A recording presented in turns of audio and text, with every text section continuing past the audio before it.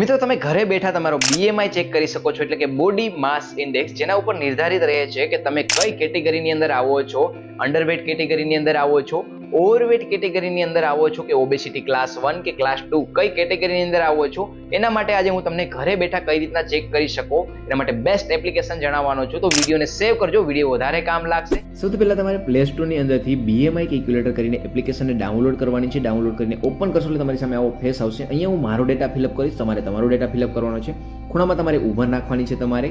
પછી એની બાજુમાં તમારે તમારી ઊંચાઈ નાખવાની છે, ફૂટ કે સેન્ટીમીટરની અંદર સિલેક્ટ કરીને તમને જે યાદ છે તે નાખી શકો છો. પછી નીચે તમારું વજન નાખવાનું છે, કેટલું તમારું વજન છે.